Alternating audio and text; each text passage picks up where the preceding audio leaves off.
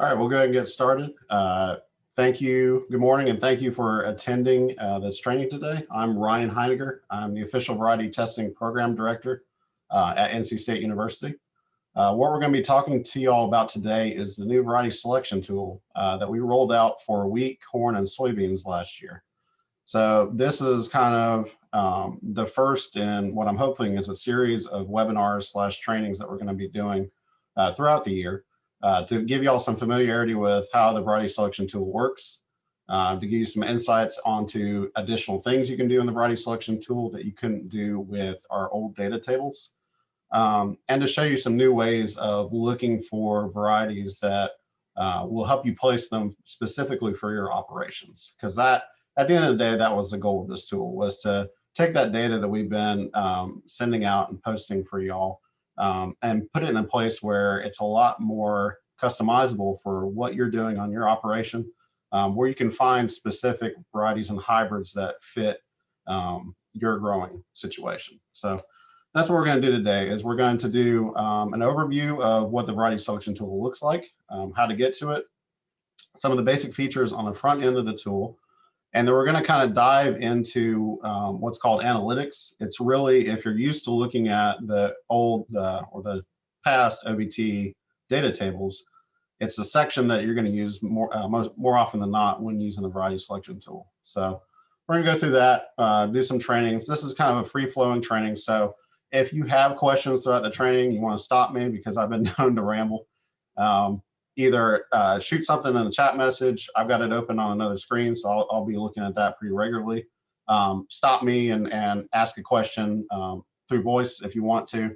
Really, I want this to be very interactive, and I want y'all to, if you hit a place that you're having issues with or you have some questions about, please stop and please ask me, and we'll address those. So right now, I should be sharing the official variety testing webpage.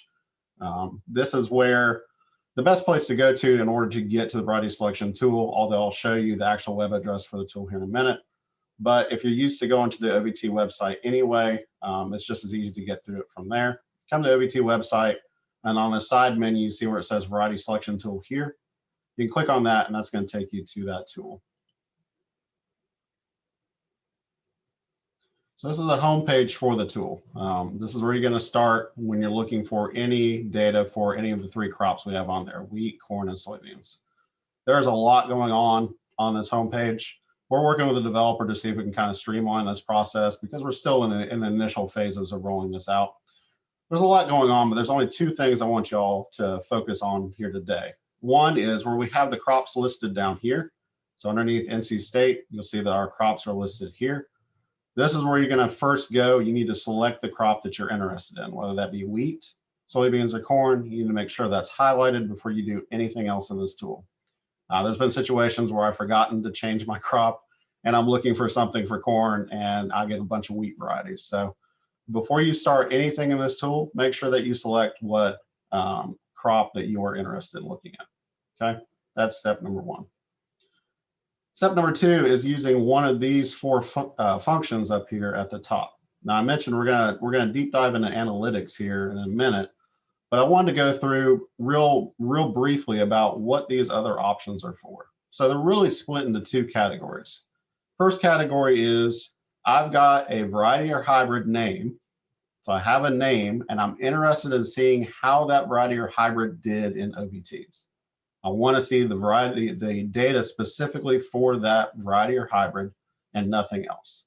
Okay, where you have that known variety or hybrid, you're going to go into this find variety feature here. And what that's going to allow you to do is type that variety or hybrid name in, and then you'll get specific information on what how that variety or hybrid did in the OVTs. I'll also give you a picture of that variety and also give you a text sheet link if it exists for that variety. So that's really, if you have a specific variety in mind, you have a specific name, you can use that find variety feature. Okay, and I'll show you, because we can get to that same window here by going through analytics. I'll show you what's on the back end of that, but it will just be going through a different feature. So I know a variety or hybrid name, just a single one, and I'm gonna use find variety. Other option is if I've got multiple variety or hybrid names that I know. So let's say I've got a set of 3. I want to see what DKC 6744 did against local seed 1307 and another hybrid on top of that. Let's say I've got a set of 3 or 5 or however many. I can go to compare varieties, and in that I'll be able to type in multiple variety names and see side by side how they compare to each other. So both of those are if I've got known variety or hybrids in mind. I've got known names. I know the specific ones I'm looking at, and I just want information specifically on those. That's where you're going to use either find variety for one or compare varieties for multiples. Okay. The other situation is kind of what a lot of folks have been doing with the OVT data. You don't have a known variety or hybrid in mind. You're just wanting to see what the data looks like from this past year from an OVT to see what new variety hybrids are in there and kind of start at a large scale and then start whittling your way down to a smaller set that you'd like to select from. In that situation where you don't have a known variety or hybrid that you're starting with, you're going to do one, you can have one or two options here. The first is query variety. Query variety is I'm going to put in a set of criteria that I want above a certain yield level, a certain maturity, a certain height, test weight, above a certain test weight level. I'll put in a bunch of different criteria, and then the database is going to output me a list of varieties. It's good for if you just have a specific set of criteria and you just want to input that and see what fits in the database for that set of criteria. The hard part with it is it's very blind. I like to call it blind because you're just putting in search criteria. It's no different than going on Google and typing in a bunch of different search criteria. You know kind of the idea about what you're looking for, but you can't visualize that data. Like all you're going to get back is a list of varieties. So you can do that if you are just looking for what the data looks like through query, but we highly recommend that you use analytics when you're just looking for the data from previous years or multiple years, and you don't have that variety or hybrid in mind. This is particularly if you're used to going to the OVT data tables. So if you're used to going to the OVT data tables and seeing just that data table and being able to search that data table and find the varieties that you're interested in, analytics is going to be the place that you're going to go. So 9 times out of 10, unless you've got a variety or hybrid in mind, what I highly recommend when you first come to this web page, find your crop that you're interested in. We're going to start with corn and then go to analytics. And this will be the exact same steps that you would have done if you'd gone to the OVT website and clicked on a link to one of our old data tables. Okay. So we're going to do this for corn. I've got corn selected, and I'm just interested to see how the corn hybrids did in the OVT last year. So I'm going to click on analytics. This has changed here very recently. In the past, if you've never come to this website before, you get a blank page and you wouldn't know where to go, what to select. We've now automated that process. So it automatically pulls up the yield data from the previous year for whatever crop that you selected initially. You don't have to select a data field. You don't have to do any of those things. It automatically pulls up that data for you for that crop you've selected from the previous year. And that's what you're seeing here. You're seeing the 97 hybrids that we had in the test last year, and they're sorted by statewide multiple year yield. So this is 2018 through 2020 on the right. Statewide, so all of the tests for all 3 years, highest to lowest on the right. That's how they're sorted. Very similar to if you'd gone to the OVT website previously and looked at the multi-year tables. That's what you're seeing now, is you're getting that automated view of yield results, highest to lowest multi-year from the previous year. And that's all automated. You don't have to do anything to get to that point other than click on analytics once you've selected your crop. It'll do the same thing if I go back and do soybeans. It'll do the same thing if I go back and do wheat. So let me set this page up because there's a lot going on this page, but it's very similar to what you've experienced in the past. So I mentioned we got our hybrids listed here on the left. What we have to start with is our single year data. So our single year data is 2020, and this again will automate to the most recent years of data. So once corn comes out this year and that data is loaded, it'll automate to 2021 instead of 2020. So you got single year data here. It's split out by our locations, so Beaufort, Pamlico, and Pasquotank, and those are grouped into our regions. So Tidewater there, and then our 3 coastal plain regions and our 3 Piedmont regions. And obviously this changes based off of our crop because we don't have the same number of regions by crop. So you got single year location data here, similar to those single year location tables that we've posted in the past. And then you've got single year statewide data by region, so Tidewater, Coastal Plain, and Piedmont, and then statewide. So that's for 2020 alone. So you've got your single year data, location, and statewide all in this area right here. And then on the right-hand side, just past that, we have our multi-year data. Again, split out by region. So we have Tidewater, Coastal Plain, and Piedmont. And then our overall statewide for that multi-year. This is always going to default to 3 years because we always, at a minimum, want to look at 3 years worth of data. You have options to change that. You can go to this little gear icon and you can change the number of years that you're looking at. But for those that just want a quick view of the data, this will always default to 3 years. So what you have here is you have your entire data set all in one view that you're used to looking for if you're used to going to the OVT website. In the past, in order to get to this data, the same number of data, you've had to go to about 3 or 4 different data tables. Now it's all in the same view. So it's all there, all in the same view for to look at. The coloring is different. So the coloring does not match what we've done in the past. These are not colored by top yield group. Instead, this teal color is the maximum value for that column. This blue color, from a dark blue all the way down to a very light blue, is above average. So those are all above average values. If we've got values that are in white, they're exactly the average of that entire column. Below average is from a light yellow like this to a dark yellow like this. And if you scroll all the way down, because this is sorted by statewide multi-year on the right-hand side here, you scroll all the way down, the worst or the bottom-most values are in red. So any of the lowest values in red. So we go teal to red, and that's, we got the legend down here at the bottom to indicate that as well, to kind of guide your eye there.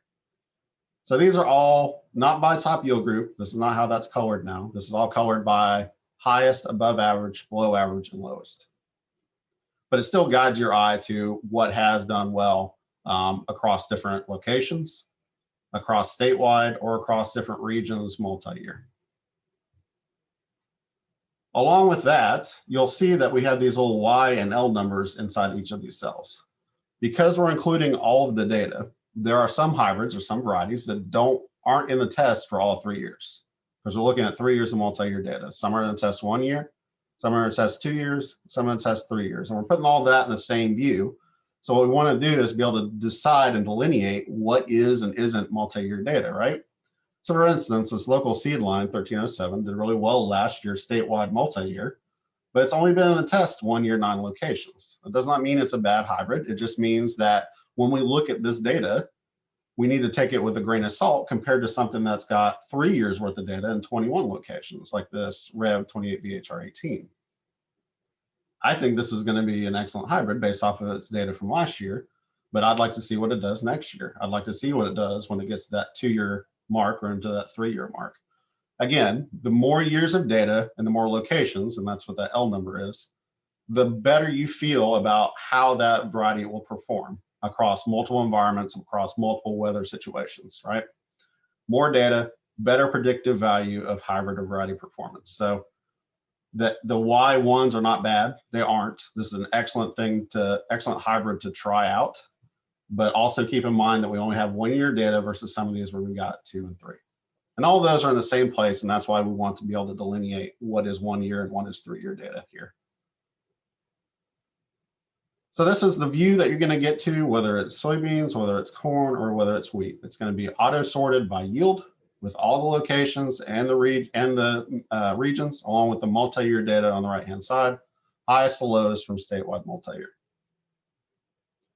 Now, this is the starting place, okay? This is kind of where you're going to start, and then you can start doing some things on top of this to really start drilling down to the variety or hybrids that you're interested in. For instance, if you didn't know, you'd look at an LC 1307 and not know exactly what company this comes from or who to find to talk to about this hybrid. So we've included some options here. This little book icon next to each variety takes you to the specific details for that hybrid or variety. So I mentioned find variety before, gets you that same window here. So I'm interested in this LC 1307, but I don't know what company it comes from. I've never heard of LC before. I can click on this little book icon that I've highlighted right here. And now the variety information is going to pop up. This is a local seed variety. Here's the trait that was tested in the tests, availability, whether it's available or not, a picture of the variety itself. It's taken from our Union County location this last year. And then I can click on this trials icon and I can see all of the information for that hybrid across each of our 3 regions, all the data that we pulled, all the characteristics of the location from what the soil type was, the soil CEC, and I can really drill down into the details about how that hybrid performed, how its yield did across the 3 regions, how better than the trial mean it was, what the trial mean yield was. And then I mentioned top yield group before. We're now reporting top yield group in a percentage. So in a single year location, let's say Pasquotank in 2020. If a hybrid was top yield group, it's 100% at that location, right? If it wasn't top yield group, it'd be 0. It's just a yes, no question. And we take all those 100% and we take all those 0% and we average them across for a single year statewide and for multi-year statewide. And so for here, in Coastal Plain this last year, this LC 1307 was 67% of the time it was in the top yield group. Same for in the Piedmont, same for in the Tidewater. And these are averaged, so I can click on these and it can tell me, okay, in Greene County, it did not get in the top yield group, but in Robeson County and in Sampson County, it was in the top yield group. So I can click and I can figure out kind of the information, the specific data that goes into making these averages. So that's one thing that we can do from analytics is we can drill down into the variety details. We can see specific information on each variety or hybrid. I'll close this. The next thing we can do is that we can filter this view, right? We're looking right now at yield, just yield, but I don't know anything about test weight. I don't know anything about height. I don't even think about maturity. So I want to drill down into maturities or heights or test weights or any number of features that I would be interested in as a grower. I want to customize this list, not just to everything the OVT tested. I want to customize it to what's important to me. I grow a hybrid I'm always growing a hybrid that's 115 days or later, right? But I want a short stature. Dr. Heidegger mentioned short stature late hybrid has done well this last year. So I want something that's short stature, that's late. And I want to see some test weight. I want to see test weights above a certain level. Well, how do I do this? So the easiest way to do that from here is to filter this data.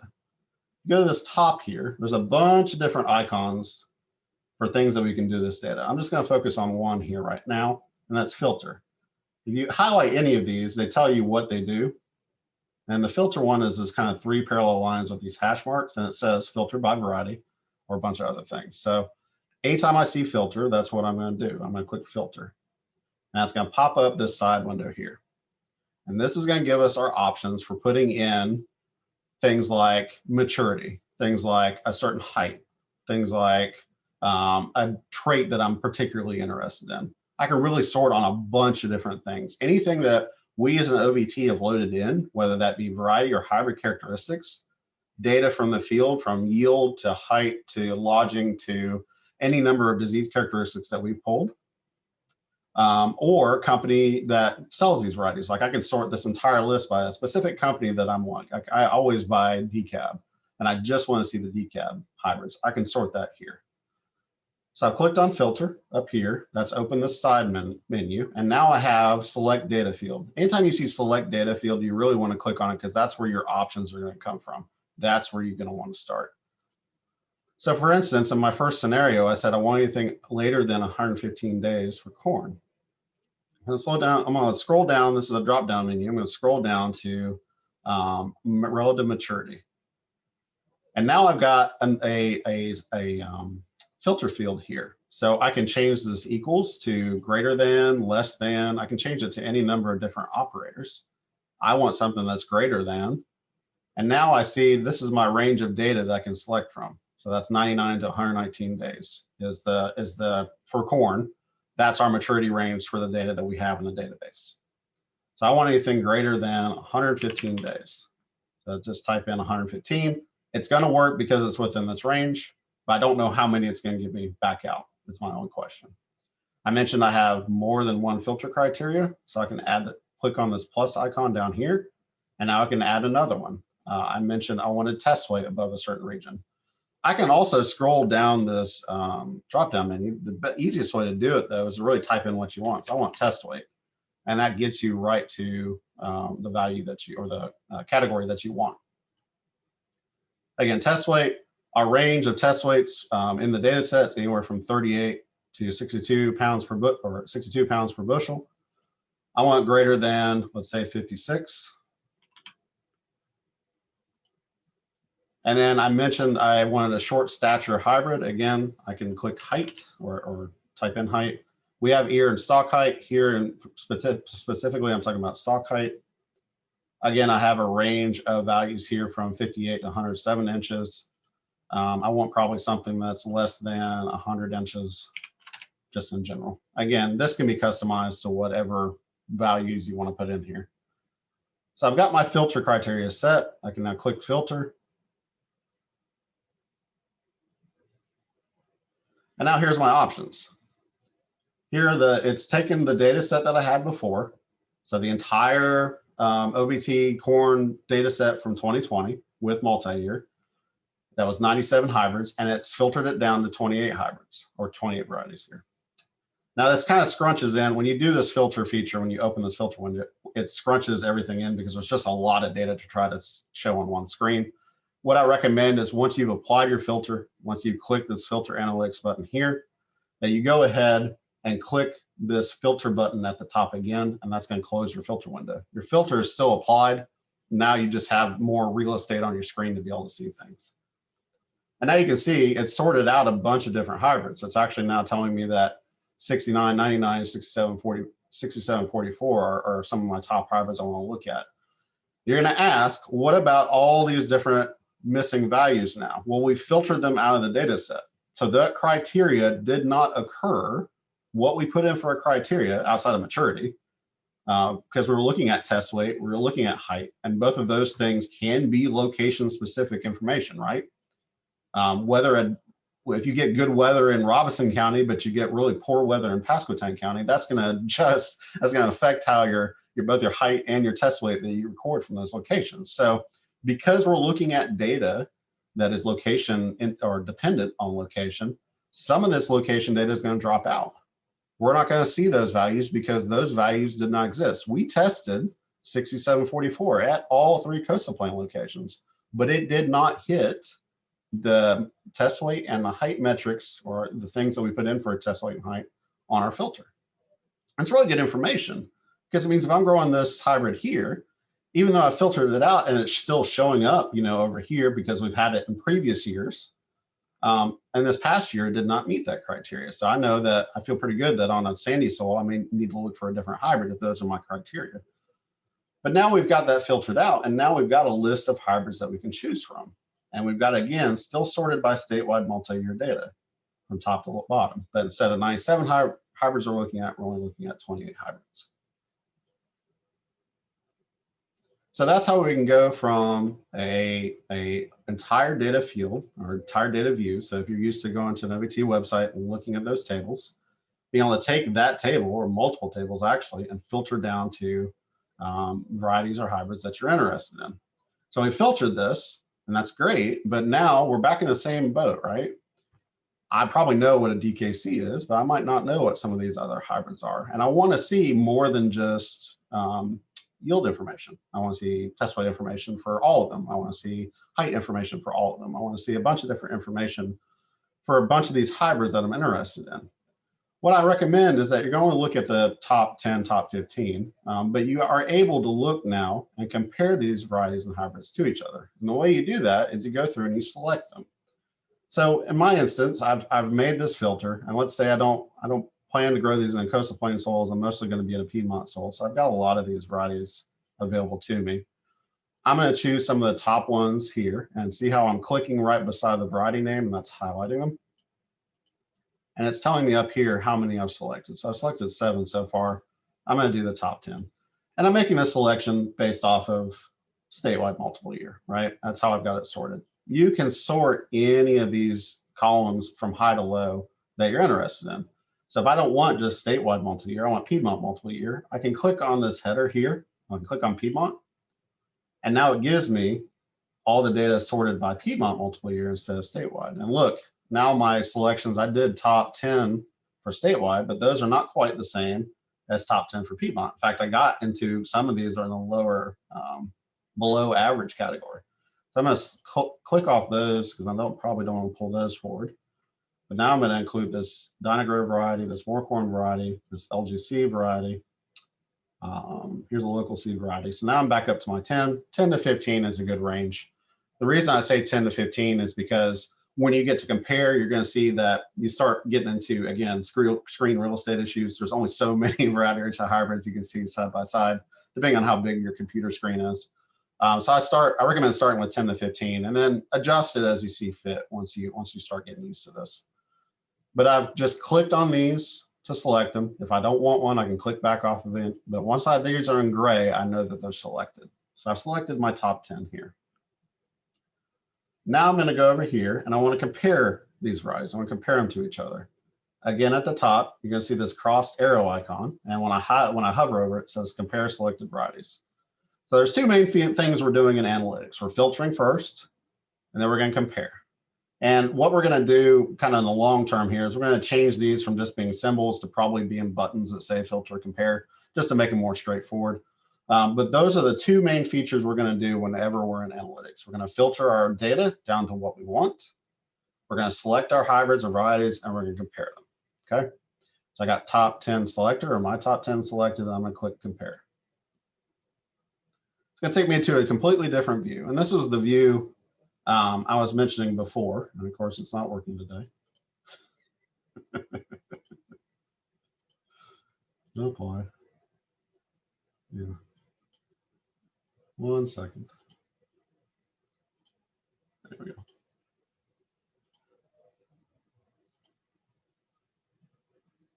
Okay. So for some reason, I'm getting a bug here. Let me go back. And I'll be honest with you, we've run into some technology issues here recently. We're working as we find them. We're working directly with our developer, and they've been pretty good about identifying where the bugs exist and getting those fixed for us. So I'm gonna come out of here, and I'm gonna go back to here. Yeah, it just doesn't want to pull them in. Okay. We're going to go all the way back.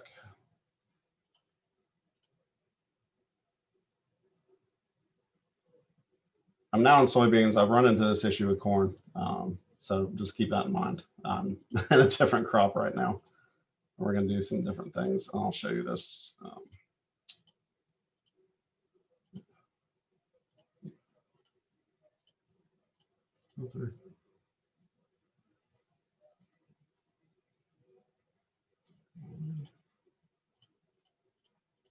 All right, so what I've done now is I've gone into soybeans, I filtered to group 4s, and I'm gonna do the same compare, and I think where a bug is specific to corn, although I've never seen this one before either. There we go. All right, so like I'm sure like all of y'all have experienced, there's still some bugs that exist in the background here, and we're running right into them again here. When you hit these bugs, please, please, please shoot me an email and be like, I don't know what happened to compare, but I can't get any results. And I can talk to the developer and I can recreate it, and we can get those things fixed. Because like you saw right here, for some reason, corn doesn't want to pull in today, but soybeans is able to do it once we refresh here. So what we've done, just to go back, is just like corn, this is soybeans, same analytics view as corn. What I've done is I've gone into my filter and I've selected anything that's a group 4, because a lot like corn, right? If I take this filter off and I rebuild this, if I had just pulled this data in without any kind of filter, I'm looking at all 213 varieties that are in the OVT. While sometimes you might want to look at that view, it's a very overwhelming view to look at that number of varieties in the OVT. Secondly, you're going to notice that there's a lot of group 3s here at the top where there's not a lot of data associated, because we only had 3 locations of group 3 data reported this last year. And more often than not, you're probably not going to want to look at that limited data set. You're going to want to look at a group 4 or just a group 5 or a specific range of maturities. So specific to soybeans, when you come into analytics and you get this entire view of the entire data set, you're immediately going to go to filter. And your immediate filter is probably going to be by maturity group, so you can focus in on the specific maturities that you're interested in. Again, I click this filter button up here, select my data field, type in maturity. We have 2 maturity options here, just like we did in corn.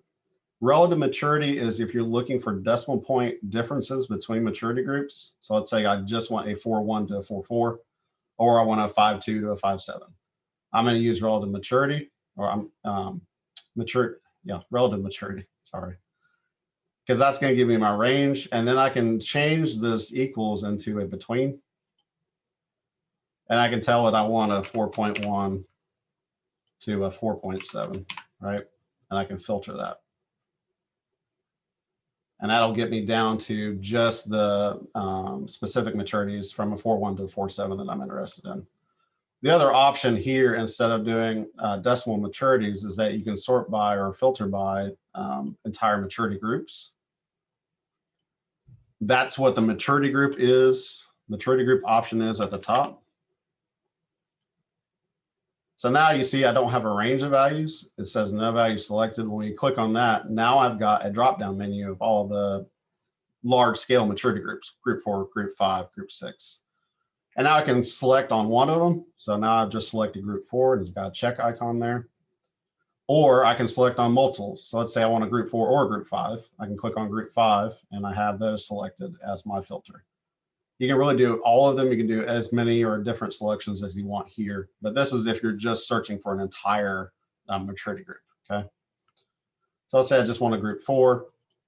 I'm doing a similar filter to what I did on corn. I'm just doing different things that are specific to soybeans. And then we're going to get back to that compare window so I can show you how we're doing this comparing. So I got group 4 selected. Let's say I really like tawny beans. I like those red beans. I don't like gray beans. I can click on select data field. I can go to pubescence. And I can select once this comes up, light tawny and tawny, because those are going to be your red beans. Those are your red pubescents. And then I can select any number of different criteria, just like I did on corn. I can do height, I can do lodging. Anything that's loaded in from the OVT, you can select. So I'm going to filter by group 4, red bean, filter that.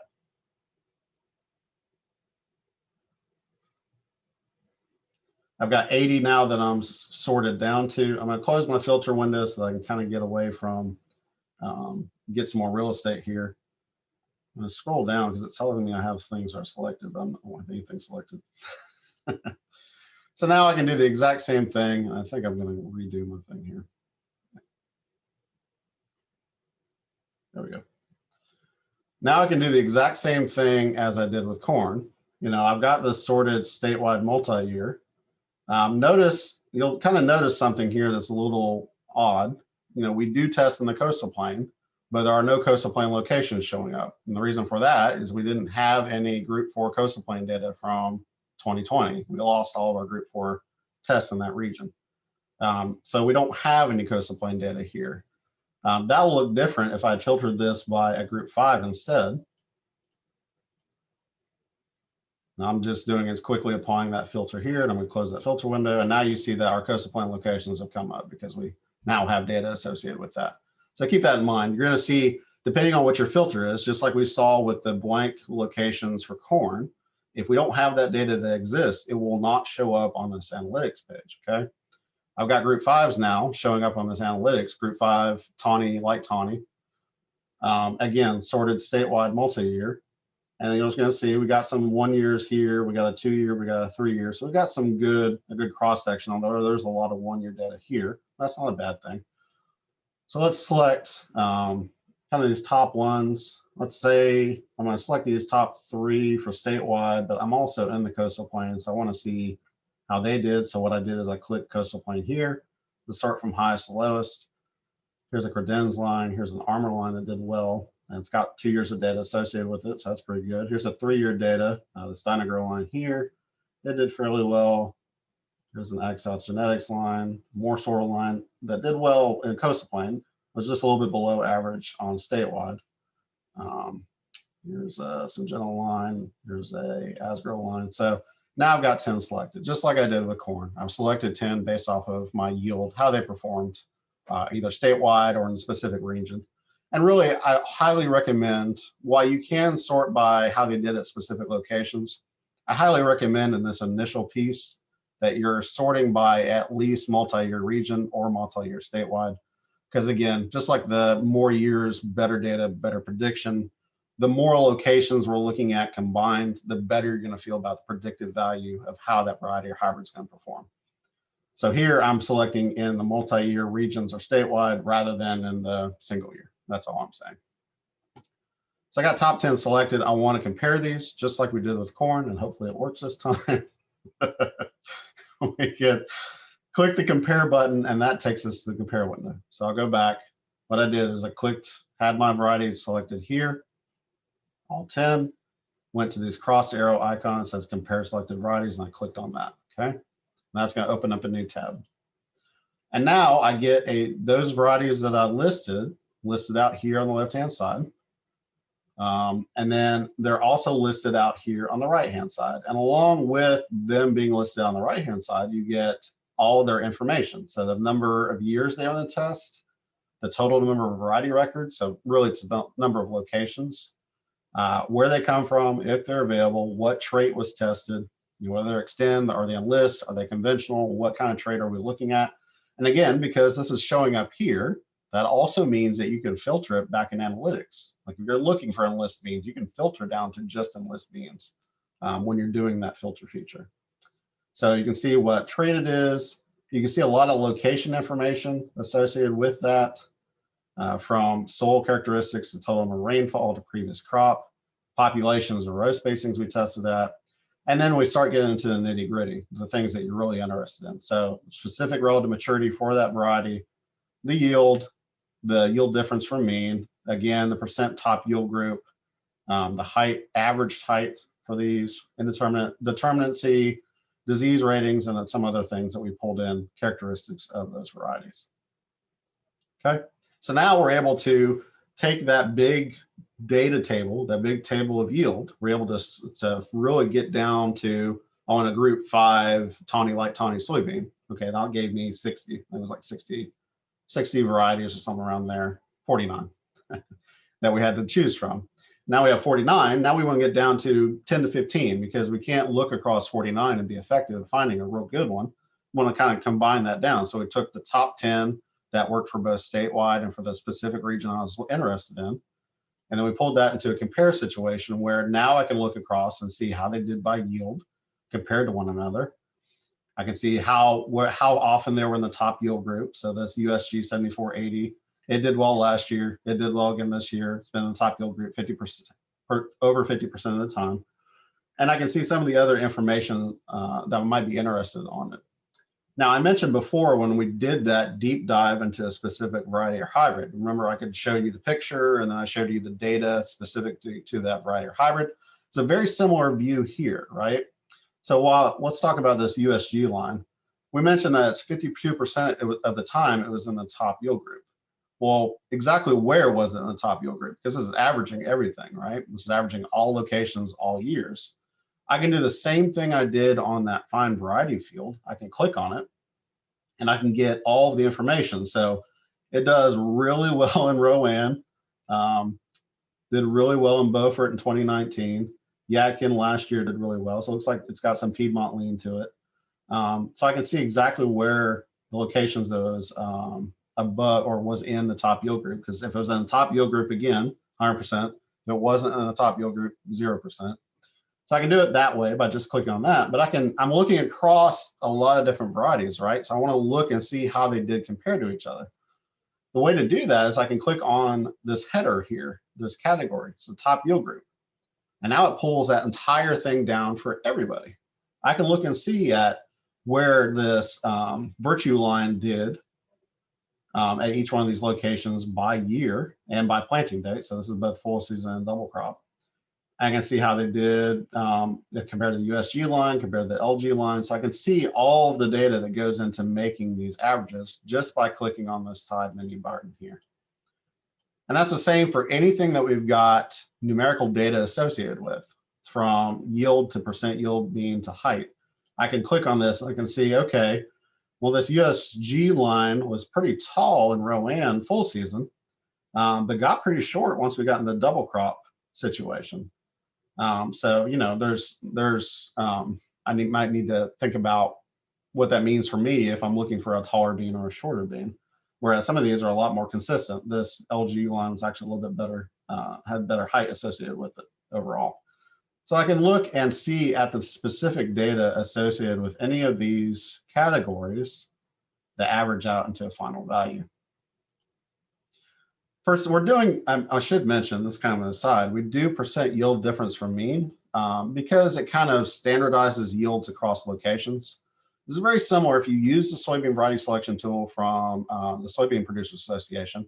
We had that same type of value in there where we said that, you know, it's a percentage above the trial mean for that maturity group. Same kind of data here. And really anything above a 5% above trial mean, you feel pretty good about how it's going to deal yield wise. So that's why we represent that here. We selected all top yielders from that compare that we did, and that's what's showing up. We're getting a lot of almost 10, you know, anywhere from 5 to 10%. So that's why we're including percent yield difference from mean in that as well. So that's how we've gone from an analytics view, all the data. We filtered that down to specific criteria, in this case, maturity group, pubescence. And then we picked a subset of those varieties and pulled them into a compare window where we can start looking across and seeing how they did. Now we've got this view within the tool. How do we get this out of the tool so that we can put it in Excel, that we can send it to somebody, we can shoot it to our retailer, or if we're a retailer, we can pull down something that our grower is really interested in based off a number of criteria and get that back to them. Well, we have the option to pull down data from both the analytics view and from the compare view. So we'll start with the compare view. At the top here, you're going to see these three buttons here. There's a chain icon, which is copy link. There's a down arrow icon, which is downloading the data. And there's picture icon, which is saving this as an image. So you can do three different things from compare. I can save this as an image, and I can throw it into a report. It's not very interactable, but just as a quick and dirty, here's what I found by searching this database. You can quickly get an image and shoot that off to somebody. You can create a link specifically to this page. So you can copy a link and shoot somebody a link that will take them directly to this same view so that they can go through and look at some of the specific data that goes into these compares. The best option for you, however, is going to be downloading this data to Excel. So that's what this download button here does. Click on it, and it's going to open up an Excel file that has all this information in it. There's going to be two tabs on this Excel file. I'm going to pull it over because it always opens on the wrong screen for me. The first tab is going to be the exact same view that you just saw in the variety selection tool. So let's go back. Here's that view in that variety selection tool with the varieties listed here and then all the information below. We go back to that Excel file. That exact same view, varieties listed across, the location information, the company variety information, and then the specific data that goes into it. So just that averaged out view that you saw before. So that's on the first tab. And then the second tab has all of the data that goes into that, okay? You will probably never use the second tab. It's just there in case you were ever of the mind to want to go in and look at the specific data for each one of these. 9 times out of 10, you're just going to want this view so that you can give it to a retailer can provide it back to you, however that works, so that you can have a concatenated view of the varieties that you're interested in. So that's how we can download the data from compare. I'll go back to analytics. You also have that option in analytics. You can download all of this data here. Let's say I want to download all of the I've filtered to here. I don't want to, and I'm not worried about going to just 10 or 15 varieties. I don't want to look at all my data that I've filtered down to and do my own sorting and kind of searching or just add it to my own database. You can download the data itself by clicking on this download to Excel. It'll export an Excel file that has this data in it. I will mention from analytics, because we have these Y and L values in here, if you're going to want to download this data to use for your own internal purposes, I highly recommend you click this gear icon and take out or unclick this show counts button. What that'll do, so if I click this off and I close this, those Y and L's go away, because when they pull down to Excel, it creates a very long cell for each one of those because it has to include that alphanumeric Y and L value in there. It's still valuable. It's absolutely valuable, and I would somehow record it. We're working on a background fix to make sure you don't have to mess with that. But for the short term, if you're wanting to download this data, I highly recommend you go to the show counts and turn it off. But you do need to be aware that there are differences there in the number of years, number of locations when you download this. So you can download this to Excel if you just want the data. You can also send a link if you want to just look specifically at this, or you can download a picture, save a picture if you want to look at that. Any questions on where we're at so far? That's really kind of the basics of analytics, is getting to that yield view that you were used to looking at previously on OVT tables, but being able to filter that yield view down to a specific set and be able to compare even a smaller subset if you want to of varieties or hybrids. Does anybody have any questions?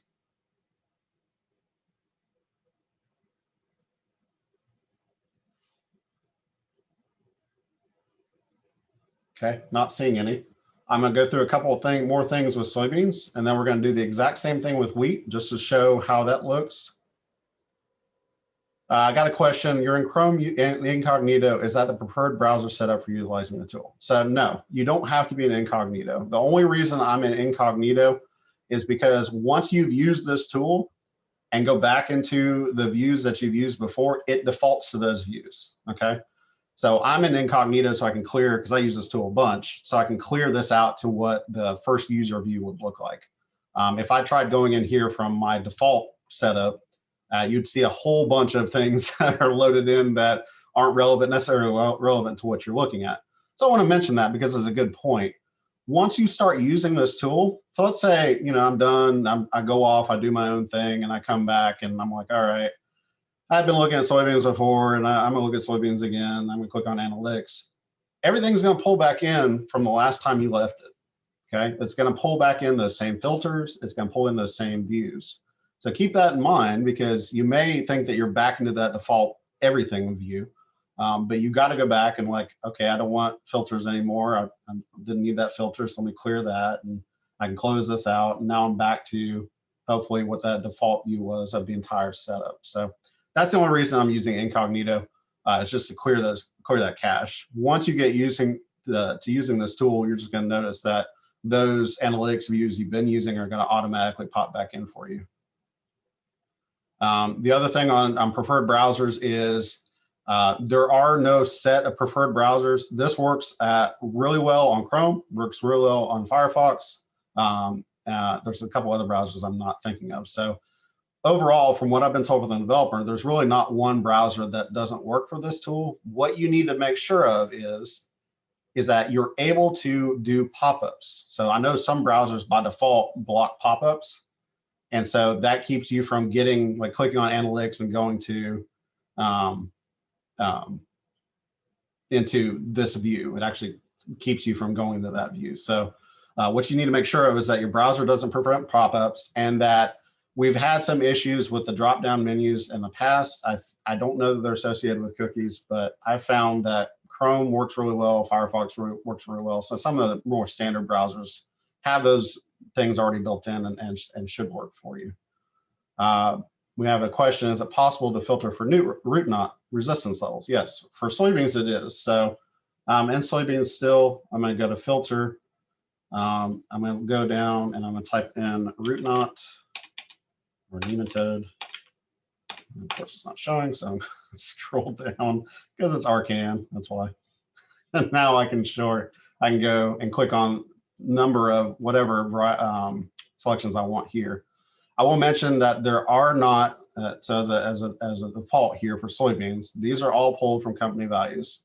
We don't have our own internal data on this. What that means is that that's based off of what the company has said. Also, we don't have resistance values for everything. So I can look for moderate resistant here, but I'm also going to have some blank values that pull in because there is no data associated with that. So just keep that in mind when you're looking at disease values in soybeans at current status. Some of those will be not present, and those are based off of company ratings, not our own.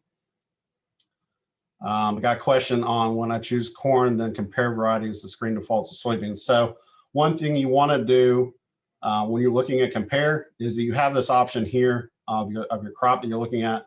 I'm on soybeans right now, so it should default to soybeans. But if I come straight into compare, not from analytics, if I come into it from that home page, you need to make sure that you get your make your selection here on your crop before you start. Make sure your crop selection is correct before you start adding in varieties or hybrids.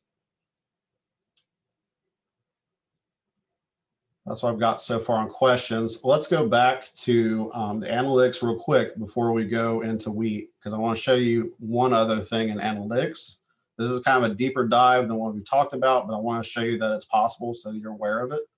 I'm going to reset this filter because we're looking at all soybeans all the time. I'm going to get my data filter to group 5s again, just to limit the amount of data that we have to slog through.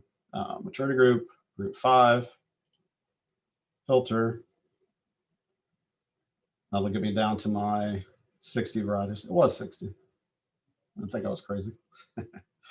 All right, so here's my group 5 soybeans. Again, all planting dates, all data. All I've done is filter by group 5. This is sorted highest to lowest statewide. I mentioned that we're looking at yield here. You have the capability to look at other metrics in this type of view, okay? The way you do that is go up to where it says yield up top here. And now that same drop down that we've looked at when we were looking for filter is present for us. So let's say I want to look at height across all these different locations. So I'm going to click on that.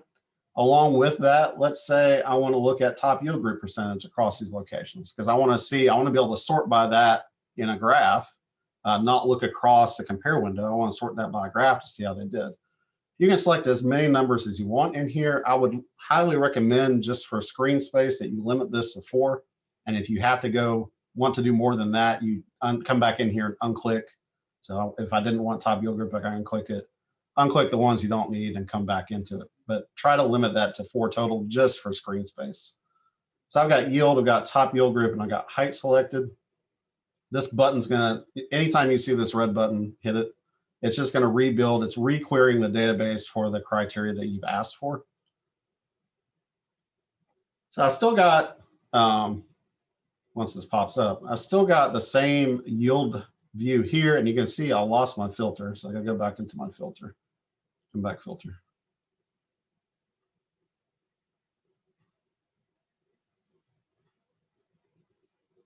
There we go. Same yield view. So I'm still seeing that default view that we talked about already. But now I've got these different tabs up here. So I've got yield as one tab, I got top yield group as another tab, and I got height. So I'm looking at yield here, but I want to look at top yield group. I want to see how they did top yield group wise. I can click on that tab, and now I'm seeing those values for top yield group.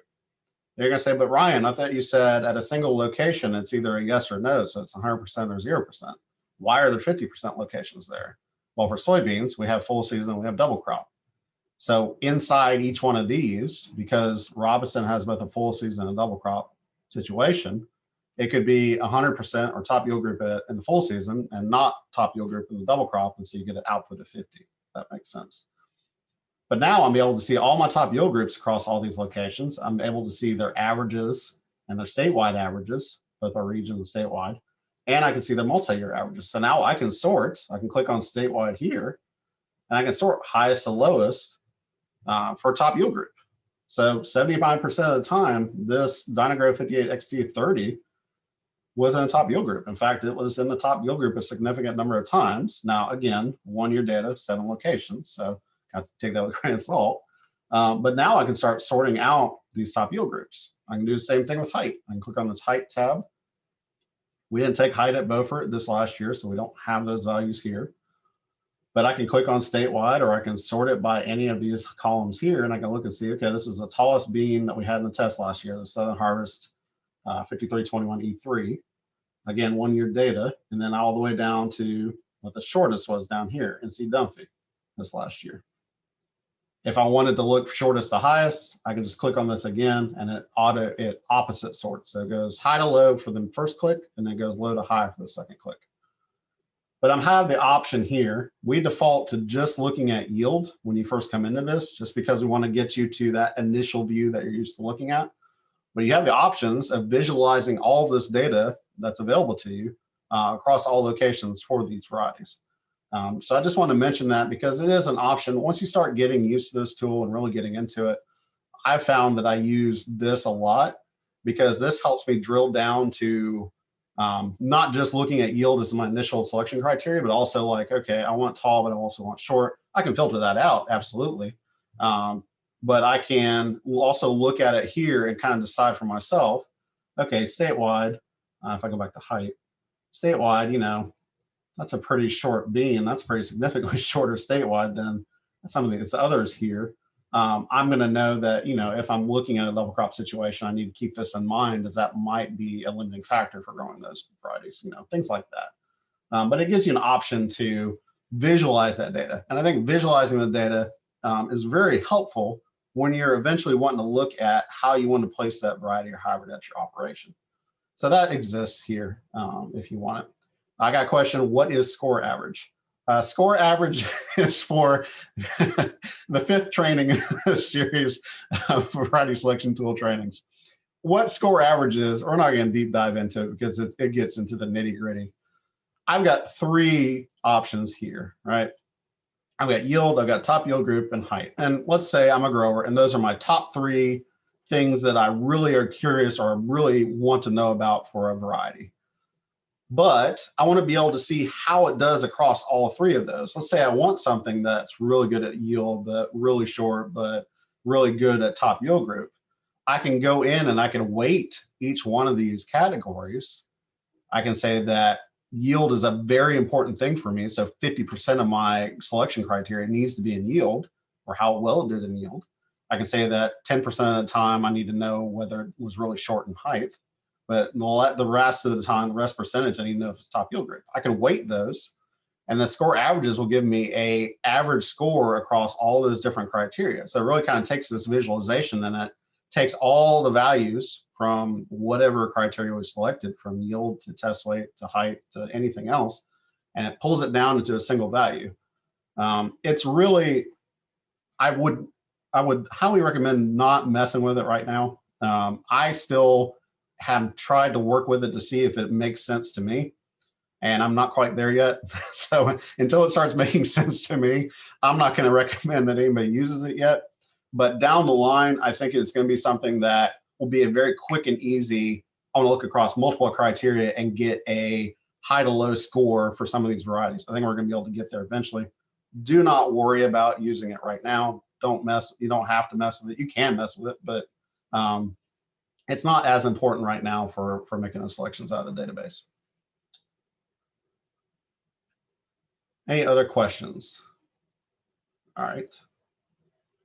Please feel free, type in chat. I've got chat open on the other screen, so I'm looking over on a regular basis just to make sure I'm not missing anything. So that's corn, that's soybeans. Let's go and look at wheat real quick, just to see how that looks compared to the other two crops. Same type of setup, same type of process.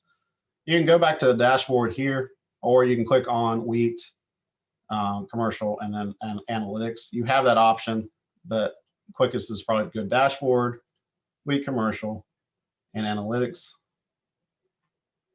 I should mention too, I've been talking about a lot about screen real estate, and that's tough. It's a tough thing to mention with the amount of data we're looking at. One thing that you can do to help with that in this situation is you've got this big black sidebar that you really don't use a whole lot. To help, if you need it, to help improve your screen space here, you can click on this triple line icon here, and that'll minimize that. So it gives you just a little bit more screen real estate, because looking at the amount of data, screen real estate really becomes at a premium for what we're doing here. So I've just minimized it. I can come back to it if I need to, but it helps open up a lot more of the screen. I've clicked on wheat commercial. We have commercial in there because at a future date coming in soon, we're going to have some research data we're pulling into this database. So we need to separate those two data types. For OVT, it's going to be wheat commercial that you're interested in looking at. Again, I clicked on wheat commercial, I clicked on analytics, and it defaulted me to yield from previous year, and then sorted high to low here on the right-hand side. Again, all of the varieties that we had in the test last year are shown, so 57 varieties. And we're seeing a combination of 3-year data, 1-year data, 2-year data for our multiple year data sets, okay? Same type of thing that I've done with soybeans and corn, I can also do with wheat. I've got everything here. It's somewhat easier on wheat because we're really looking at a smaller number of varieties, but you can still do the filter features here if you want to. For instance, let's say I filter here. We can do maturity. We can do test weight, just like we did before. We have falling number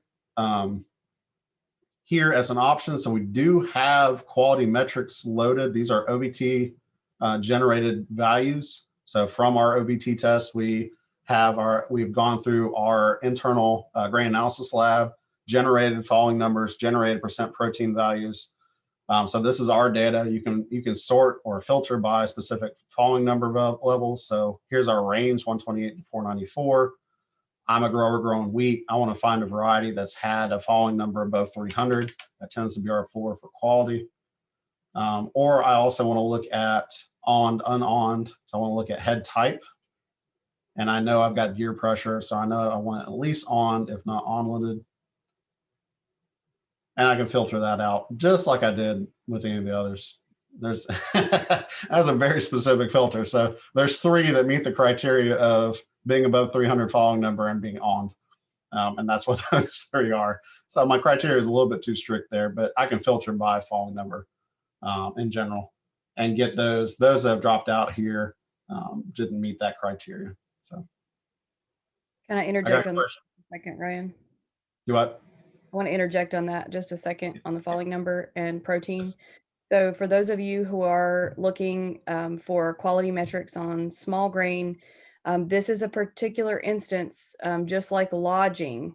We might not think about it like lodging, but it's really specific to that environment in that year. So just like you wouldn't select, you know, a variety that lodged really badly in Union County because there was a bad storm, you know, that might affect those numbers compared to something like yield, which can be consistent year over year. Your falling number and your protein levels are going to depend on the environment that they're produced in. So while you can look at that number in an individual year, you don't want to be averaging those numbers year over year and trying to look at its consistency because it is so dependent on the environment that it's produced in. So just keep that in mind. It's an individual year look as we move forward. This is the first year we have it in the tool.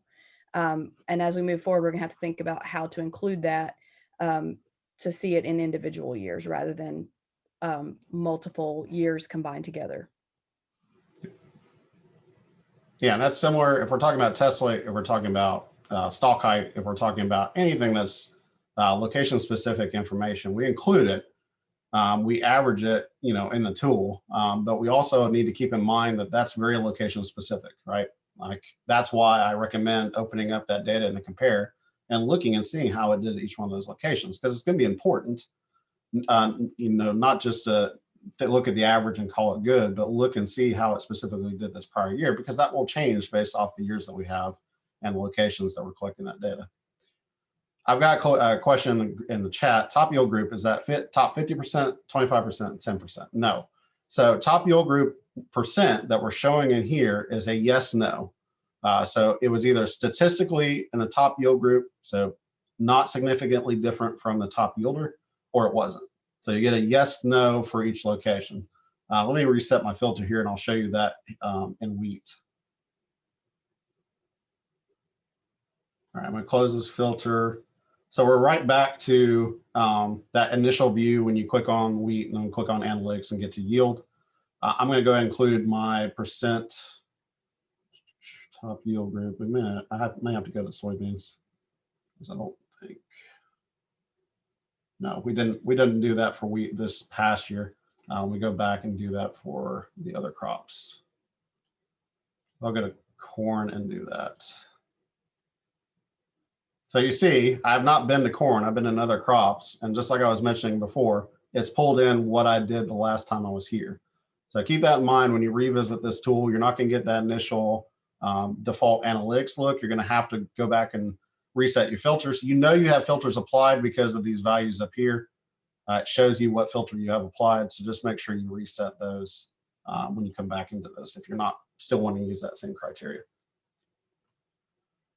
I'm going to close this default corn view from before. I'm going to go in and do top yield group here so I can visualize it and show you what I'm talking about. This it's easier this way because we don't have the two locations that are confounding each other. Okay, so this is what I'm talking about. So this is just from 2020 when we're looking at data here. This is our location data that I'm circling here. So for this 1299, that's the armor line, not top yield group in Beaufort, not top yield group in Pamlico, but was the top yield group in Pasquotank. So it ends up being a yes, no, but because we're averaging this, we assign it a percentage, in this case, 100% or 0%. So not top yield group Beaufort, Pamlico, was top yield group in Pasquotank, not top yield group in any of the rest of these locations that we tested in 2020. So only in the top yield group 11% of the time, statewide 2020, when you look across all of our different locations, okay? That changes only when we get to multi-year because it apparently was in the top yield group at a couple of locations back in 2019. This is, again, we're looking at 2-year data, 13 locations, particularly in the Tidewater. So it was 25% of the time it was in the top yield group in the Tidewater. So that's probably one location here, and I'm really bad at quick math, and 1 or 2 locations in the Tidewater in 2019. That's why 25% of the time was in the top yield group Tidewater, was not in the top yield group Coastal Plain. For this hybrid specifically, this screams to me, plant me in the Blacklands or on the silty loams in northeastern North Carolina. If you have an interest in this hybrid because it's got that kind of bias for top yield group there, where it's just not showing well on those sandier soils or those heavier clay soils. So that's what top yield group is. It's not top 10, top 20, or top 50. It's really just a was it or wasn't in the top yield group for that specific location. And then we average those across. That's where we're getting these 11 and 25% for statewide for multi-year.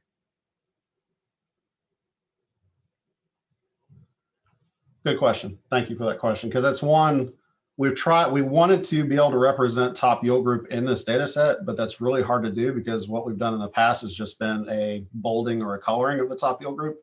Hard to do in a database format. So we've been struggling, which is why we didn't have it for wheat, because we had not really figured out a really good way of representing that until we got to corn and soybeans. We've been trying to figure out a way of doing that. We feel like the percentage is a good indicator of doing that, but just like everything moving forward, we'll examine that and see if it makes sense. Because you're right, in certain circumstances, you can look at this and say, okay, is it saying it's in the top 10% of all the hybrids, or is it really just saying it was in the top yield group at some point? I'm going to go back to wheat real quick because I want to finish this piece out. So we can filter this data out just like we did before by going to that filter option here, selecting any of the criteria we want. I mentioned before, we can also filter by trait, and we can filter by company. Those values, if you scroll all the way down, are at the bottom here. So where you see variety company, variety availability, variety trait, that's where you'd go and like, I want all USG lines. I can click on this, and now I've got a drop down of all of the different companies. Right now, and this is one of the other things we're working on, it's showing wheat, corn, soybean companies all in the same. We're going to get those separated out by crop here pretty quickly.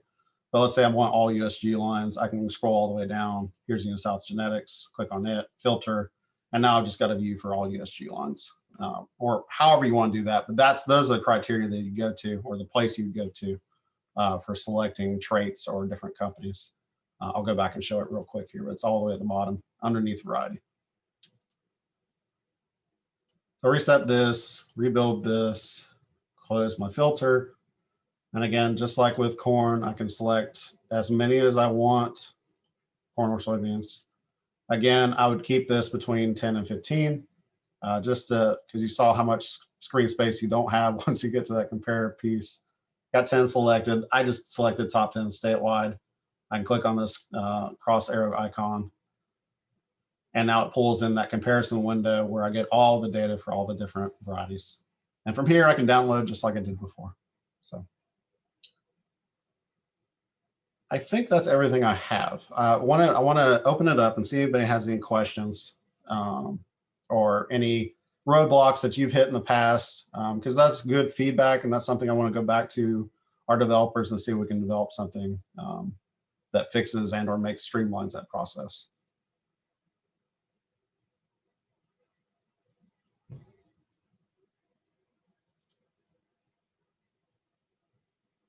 At the end of the day, like our goal here, my goal here in rolling this tool out was I want to get data to you in a way that you can do something with it. You can customize it to what you're looking for. I'm very proud of our data tables. Do not get me wrong. I love our data tables. I feel like we have great data that's in there. What I've always struggled with data tables is that it tells you yield, or if we have height in there, it tells you height. But it's very difficult to really sort that in that format and get it to an answer of a subset of varieties or hybrids that you're interested in. When I was doing presentations last year, when I was talking about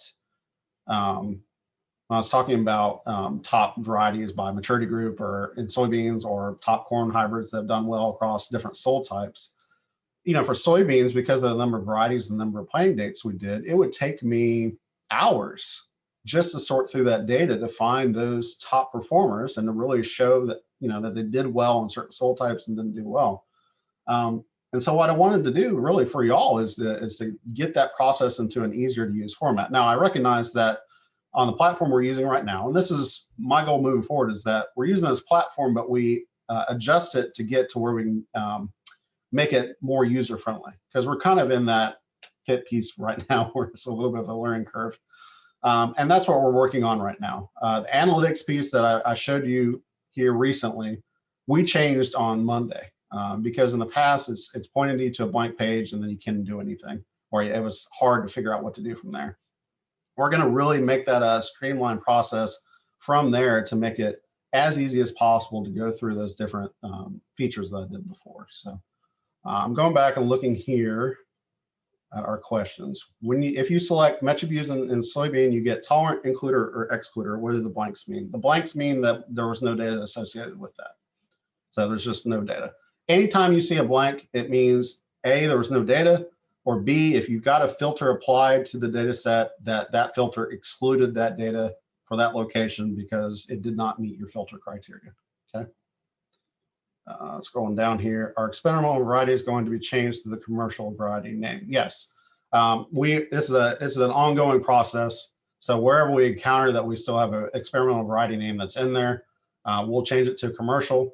There are a couple in corn particularly that are still showing them as experimental, and that's just me needing to go back through, curate that database, go back to those companies and say, is this released or not?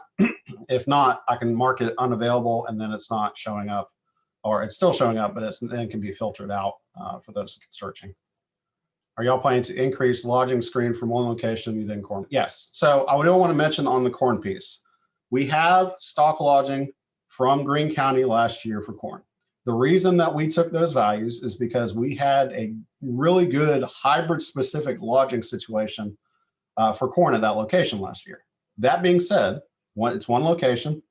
So take it with a grain of salt, one location of data. It also got a direct hit from a hurricane. So that is the extreme of what to expect for lodging for those hybrids for that specific location. Where we have lodging that shows up throughout the year, whether it be in corn, wheat, or soybeans, we're going to take that data. What we don't want to do is make it a situation where we get a bunch of ones or a bunch of 0% lodgings, because it doesn't give y'all any kind of information on how to do selections based off of that. So I recognize that I've had a lot of feedback on this, that we included that data set from Greene, but it really needs to be described that while it's important because that's what happened in that direct hit situation, and it absolutely was hybrid specific. I had hybrids standing straight as an arrow right next to hybrids that were flat on the ground, it really needs to be taken with a grain of salt when you look at it, just like you look at 1 year data, right? One location, yeah, it had some issues that happened. I need to add some notes in here to show, okay, this was hit by a hurricane. So you have some contextual information around that. But yes, we're going to be including more of those lodging data where we can. Do you ever anticipate filtering by soil type and rainfall? Yes. So the other reason behind pushing this data tool out is that I want to get beyond just looking at locations. Okay, so let's go back to analytics. We'll do wheat just because it's a short data set and easy. And of course, I went to filter soybeans. I'm doing real good today. Wheat analytics, thank you. So instead of like, this is our initial analytics view, right? We always look at locations. We always look at locations because I know if I live in Lenore County, I have a good familiarity with what the soils are, how they perform, with some of the challenges that happen with abiotic stressors in those environments. But there's so much more depth to this data. There's so much more placement information we can use this data for if we look at soil information. So I mentioned up here, and I'm just going to pull it down from here. I would never, ever recommend searching or visualizing this data for soil information. It's included because in the future, instead of looking at locations here, I want you to be able to sort or be able to visualize by soil CEC ranges. I want you to visualize by ranges in pH, by soil type, by amount of rainfall throughout the year. You know, that's why we have that data that we're including. That's why we include the population, the row spacing, because if that changes, I want to be able to represent how those varieties performed across those different changes. Because I think when we finally get into this tool and start getting deeper into it, we're going to see that instead of our location criteria, which is not a bad thing, this is what we're used to doing. It's what I would do if I was growing. I would want to look and see if I was in Beaufort, how Beaufort was doing. But now, you know, if I've got soils that are ranging from an organic to a sandy loam, and they've got a pH range from a 4 to a 5, and I know they're specific, I know I've got a good field that's got this specific criteria, and I've got a okay field that has this specific criteria, and I've got a poor field that I've really just got to get something to grow on. I can go in this data set and I can slice it by all that soil information and find those varieties or hybrids that perform well, those race horses that perform well when they got that well-supported soil. I can find those that did well even in those tougher conditions and those heavy sands with no rainfall, right? Like that's where I want to go with this data set. And that's why it was important for me to get from a static data table to something that we could start filtering and searching. And then we can start doing slices by other things other than locations. Because I really think once we get to that level, and it's going to take some time, we've still got development we need to do on the developer side to get to that point. I've already told him that's what I want, my long-term goal. It's going to take some time, but once you get to that point, it's really going to be hard to go back to those one-page data tables again, because we're going to have those questions already queued up. We're going to say, yeah, it was in top yield group, but how did it do on a sandy loam with a pH below 5, you know, with 25 less inches of rainfall for that year? Because across multiple years where we have that data associated, that's very powerful. It's very powerful for placing varieties and for finding hybrids. Is there a way to have both full season and double crop yields filtered separately, but on the same comparison, or will they be averaged together? Yes. I did not mention this when we went into it, but let's go to that real quick. So I'm going to go back to soybeans. So I've got group 5s pulled up here. Again, just like any other criteria, I can filter by planting date because I've got the full season and double crop here. So I'm going to type in planting timing. And now I can filter here by either full season or double crop, okay? So I'm going to filter here by full season. And I'm going to show you, it's on our list of things to fix, but it's a thing that you need to keep in mind. These are now my full season, my group 5 full season variety performance from 2020 and multi-year. So I'm going to click on the top, let's do top 5 here. And I'm going to compare. What happens when we go from analytics, even though I filtered full season analytics, I'm coming in here now to the entire data set, okay? So I filtered back here full season, but when I come into here, these yields that you see down here are represented for all planting timings. So we have a way of filtering that out of this data set.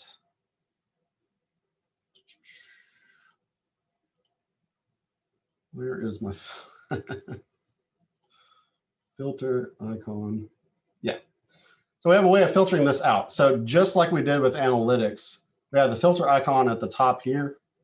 So I can click toggle data filters. It looks a little different. It's conceptually the same thing. So I'm gonna go down here to planting timing. And I'm gonna tell it I just want full season. And now I've filtered back to the full season view. Just like other little quirks that's happening with this variety selection tool, this is on our fixed list. This should default to whatever you compared to from analytics. Currently doesn't, so just keep that in mind when you come to compare. You can go and click on this filter and click on the thing that you want to filter back out to and click on full season, and that gets you back to that same yield view that you saw in analytics. It's on our list to fix for sure. Any other questions?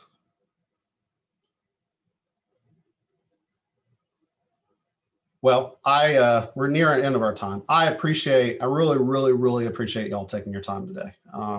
It means a lot to me that you took time out of your day to learn about this tool. I know it's new, and I know that there are difficult parts with using it, but I do feel like moving forward, once we get some of the, you saw I had technical issues this morning looking at Corn Compare. Once we get through a lot of those technical issues and get it into a place where it's very user friendly, I think you're going to see that there's a lot of value in looking at the data this way.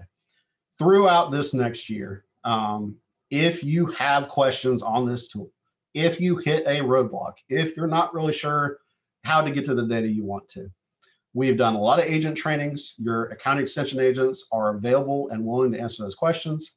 I am always willing to answer any questions. Email me, tell me, some have told me this tool sucks. That's fine. Tell me why it sucks. Tell me where we can make it better. Because at the end of the day, this is for y'all. This is for y'all to be able to make really good variety and hybrid selections based off the data we generate. And that's where I want it to be. I want it to get to that point. So if it takes me one-on-one with every grower in North Carolina to get it to that point, or through our extension agents getting that data to you, let me know. In the short term, what we've done is, if you've come to me and you said, well, I can't really use the tool, but here's a criteria. I always ask if you have a criteria that you're looking for varieties. If we can't get the technical issues worked out, send me the criteria you're looking for. Send me the maturity group, send me the maturity for corn, send me the height, or whatever it is.